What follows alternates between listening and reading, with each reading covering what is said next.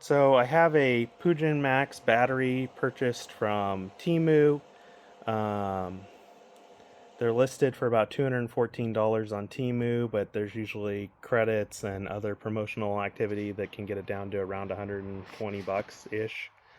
It has a 100 amp BMS. I was unable to test the maximum load it could take, but I did an amp hour test on it, and it's only able to output 153 amp hours at a 10 amp load.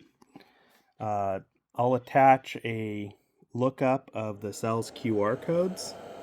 I scanned one. They said they were made in 2023. This is 2025. I couldn't find any information on the BMS. It has a temperature sensor here, and I can take this cold pack and put it on the temperature sensor. Hang on.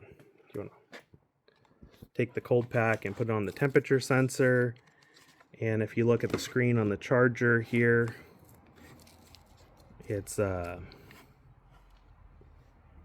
still charging.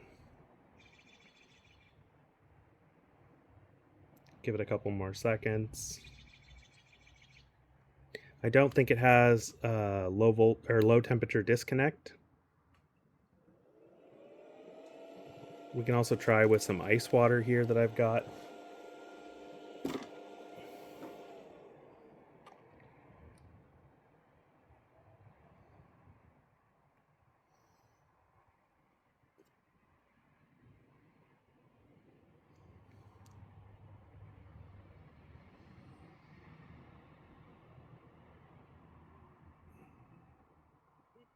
Yeah, I don't think it has low temperature disconnect, but we've got a heat gun, and we can try a heat gun real quick.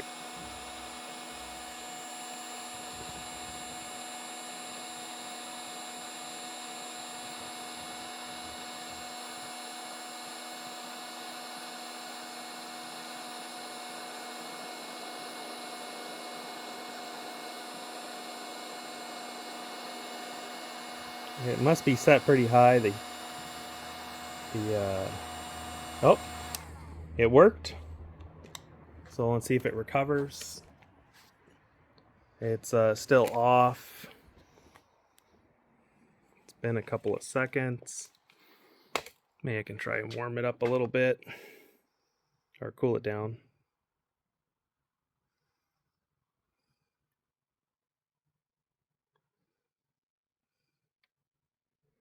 And it recovered. So it's got 8 gauge appliance wire. The cells looks like they're laser welded, and then they're just held on with solder. I mean, it looks okay. It's not like the world's best. As far as compression, it's using the foam in the battery block. It's glued in there pretty good, so I had to cut the side of the battery off to get inside.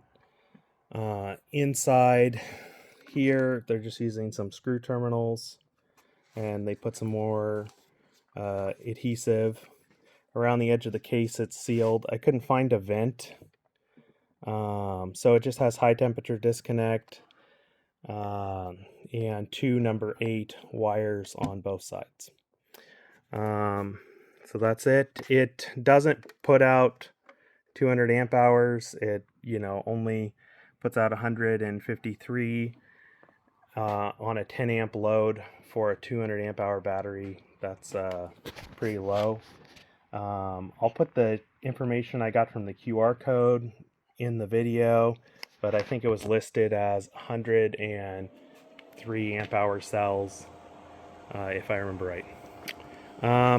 That's it. I probably wouldn't recommend it.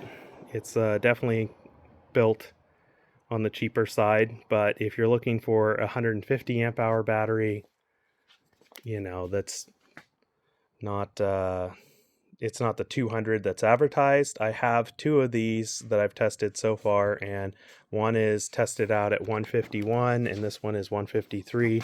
So they are pulling similar capacities. Both of them have charged up 2 cycles, and I've discharged them 2 cycles, and the BMS seems to work for that. I don't know about longevity or anything else, but that's my review.